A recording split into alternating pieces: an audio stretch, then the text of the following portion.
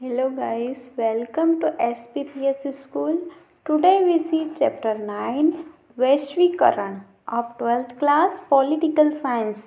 Watch the video from start to end. If you like the video then please like and share. आइए हम chapter 9 वैश्वीकरण के question answer देखेंगे। ठीक है,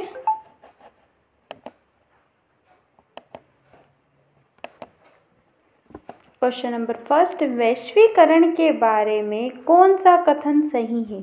ठीक है, इसका ऑप्शन देखेंगे। वैश्वीकरण सिर्फ आर्थिक परिघटना है। वैश्वीकरण सिर्फ आर्थिक परिघटना है। वैश्वीकरण की शुरुआत 1991 में हुई। ठीक है, ग नंबर पे देखेंगे। वैश्वीकरण और पश्चिमीकरण समान है। घ नंबर पे देखेंगे। वैश्वीकरण एक बहुआयामी परिघटना है। ठीक है, तो इसका आंसर रहेगा घ नंबर पे, वैश्वीकरण एक बहुआयामी परिघटना है। ठीक है, नेक्स्ट देखेंगे क्वेश्चन नंबर 2, वैश्वीकरण के प्रभाव के बारे में कौन सा कथन सही है। ऑप्शन में देखेंगे। क नंबर पे, विभिन्न देशों और समाजों पर वैश्वीकरण का प्रभाव विषम रहा। ख देखेंगे। सभी देशों और समाजों पर वैश्वीकरण का प्रभाव समान रहा। ठीक है, ग नंबर पे देखेंगे। वैश्वीकरण का असर सिर्फ राजनीतिक दायरे तक सीमित है। घ नंबर पे देखेंगे। वैश्वीकरण से अनिवार्यता सांस्कृतिक समरूपता आती है। ठीक है, इसका आंसर रहेगा क, विभिन्न देशों और समाजों पर वैश्वीकरण का प्रभाव विषम रहा है। ठीक है, नेक्स्ट देखेंगे क्वेश्चन नंबर 3, वैश्वीकरण के कारणों के बारे में कौन सा कथन सही है। क्वेश्चन क्या है, वैश्वीकरण के कारणों के बारे में कौन सा कथन सही है। ऑप्शन में देखेंगे। क नंबर पे है, वैश्वीकरण का एक महत्वपूर्ण कारक प्रौद्योगिकी है। ठीक है, जनता का एक खास समुदाय वैश्वीकरण का कारण है। ख नंबर पे देखेंगे। जनता का एक खास समुदाय वैश्वीकरण का कारण है। ग नंबर पे, वैश्वीकरण का जन्म संयुक्त राज्य अमेरिका में हुआ। ठीक है, घ नंबर पे देखेंगे। वैश्वीकरण एकमात्र कारण आर्थिक धरातल पर पारस्परिक निर्भरता है। ठीक है, तो इसका राइट आंसर रहेगा, वैश्वीकरण का एक महत्वपूर्ण कारण प्रौद्योगिकी है। ठीक है, नेक्स्ट क्वेश्चन देखेंगे। क्वेश्चन नंबर 4, वैश्वीकरण के बारे में कौन सा कथन सही है। ऑप्शन में देखेंगे। वैश्वीकरण का संबंध सिर्फ वस्तुओं की आवाजाही से है। वैश्वीकरण का संबंध सिर्फ वस्तुओं की आवाजाही से है। वैश्वीकरण में मूल्यों का संघर्ष नहीं होता है।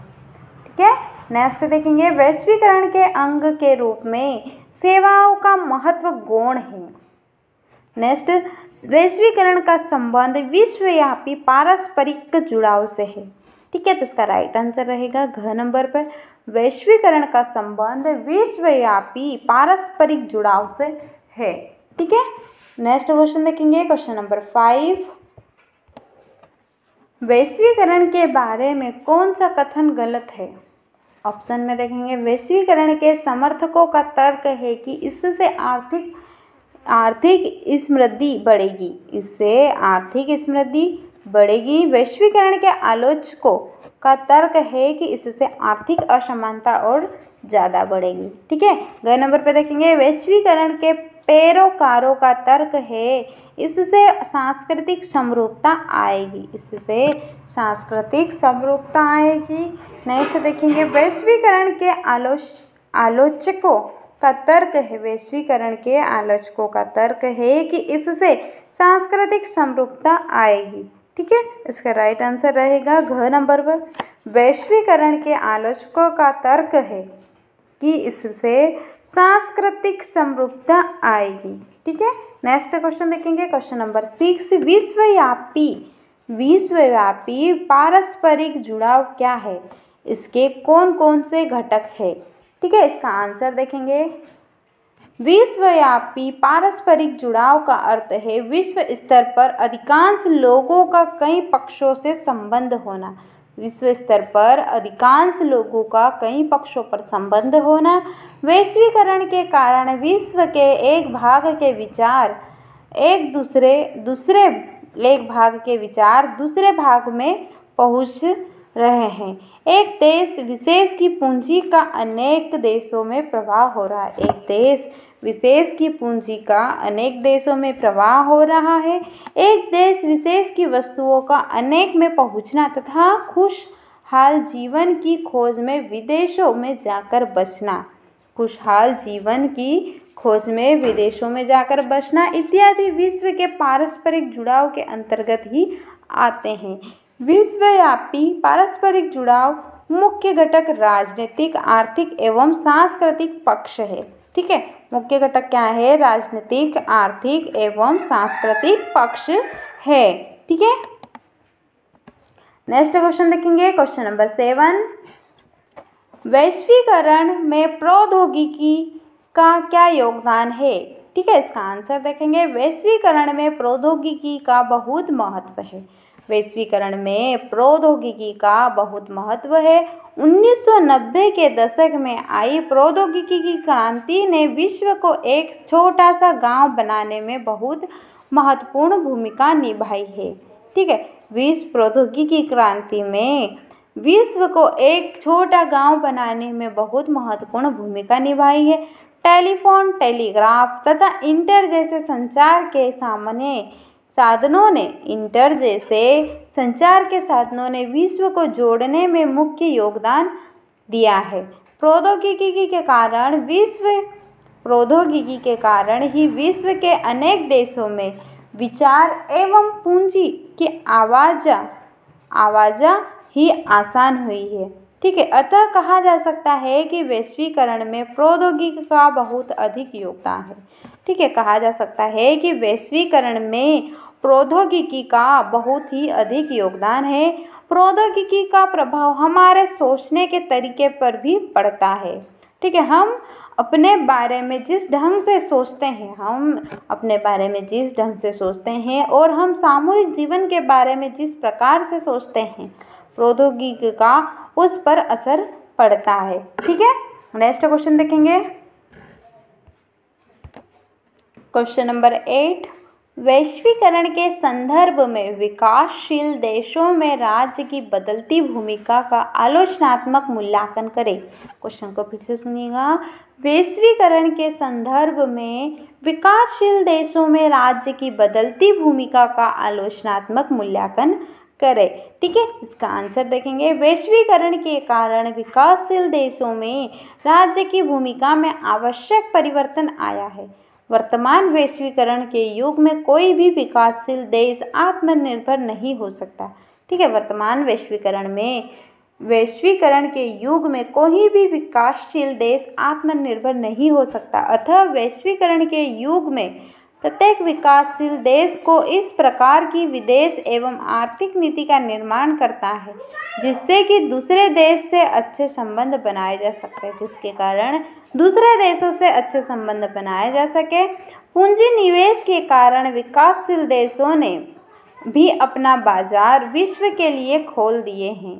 ठीक है, राज्य द्वारा बनाई जाने वाली आर्थिक नीतियों पर भी वैश्वीकरण का स्पष्ट प्रभाव देखा जा सकता है। प्रत्येक देश आर्थिक नीतियों को बनाते समय विश्व में होने वाले घटनाक्रम तथा विश्व संगठनों जैसे विश्व बैंक तथा विश्व व्यापार संगठन के प्रभाव में रहता है। ठीक है, घटनाक्रम विश्व में होने वाले घटनाक्रम तथा विश्व संगठनों जैसे कि विश्व बैंक, विश्व व्यापार संगठन के प्रभाव में रहता है। राज्यों द्वारा बनाए जाने वाली निजीकरण की नीतियों राज्यों के द्वारा बनाई जाने वाली निजीकरण की नीतियों, कर्मचारियों की छटनी, सरकारी अनुदानों में कमी तथा कृषि से संबंधित नीतियों पर वैश्वीकरण का स्पष्ट प्रभाव देखा जा सकता है। ठीक है, नेक्स्ट क्वेश्चन, क्या आप इस तर्क से सहमत हैं कि वैश्वीकरण से सांस्कृतिक विभिन्नताएं बढ़ रही है? क्या आप इस तर्क से सहमत हैं कि वैश्वीकरण से सांस्कृतिक भिन्नताएं बढ़ रही है। ठीक है, इसका आंसर देखेंगे। हम इस तर्क से सहमत नहीं है कि वैश्वीकरण से सांस्कृतिक भिन्नताएं बढ़ रही है।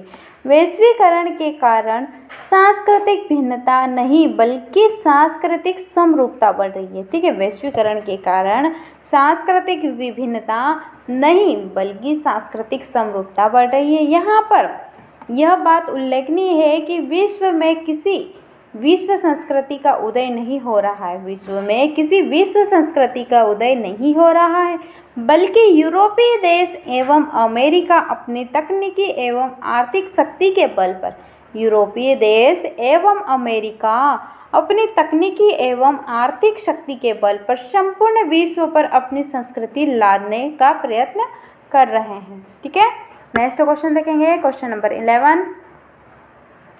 वैश्वीकरण ने भारत को कैसे प्रभावित किया और भारत कैसे वैश्वीकरण को प्रभावित कर रहा है? ठीक है, इसका आंसर देखेंगे। वैश्वीकरण ने भारत जैसे विकासशील देश को भी बहुत प्रभावित किया है। वैश्वीकरण ने भारत जैसे विकासशील देश को भी प्रभावित किया है। विश्व के अधिकांश विकसित देश भारत को एक बड़ी मंडी के रूप में देखते हैं। ठीक है, भारत को एक बड़ी मंडी के रूप में देखते हैं, इसीलिए यहाँ के लोगों को आकर्षित करने के लिए तरह तरह के उपाय करते हैं। यहाँ के लोगों को आकर्षित करने के लिए कई तरह के उपाय करते हैं। भारतीय लोगों ने भी वैश्वीकरण के चलते आजीविक के लिए विदेशों में बसना शुरू कर दिया है। यूरोप एवं अमेरिका की पश्चिमी संस्कृति बड़ी तेजी से भारत में फैल रही है। यूरोप एवं अमेरिका की पश्चिमी संस्कृति बड़ी तेजी से भारत में फैल रही है। भारत में नीली जीन्स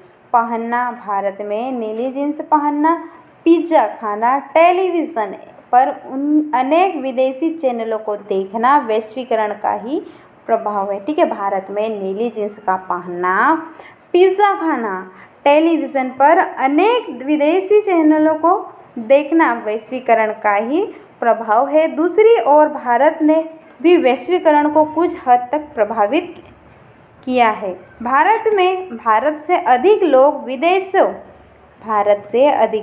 विदेशों में जाकर अपनी संस्कृति एवं रीति रिवाजों को बढ़ावा दे रहे हैं। भारत में उपलब्ध सस्ते श्रम ने विश्व के देशों को इस ओर आकर्षित किया है। भारत ने कंप्यूटर तथा तकनीकी के क्षेत्र में बड़ी तेजी से उन्नति करके विश्व में अपना प्रभुत्व जमाया है। भारत ने कंप्यूटर तथा तकनीकी के क्षेत्र में बड़ी तेजी से उन्नति करके विश्व में अपना प्रभुत्व जमाया है। ठीक है।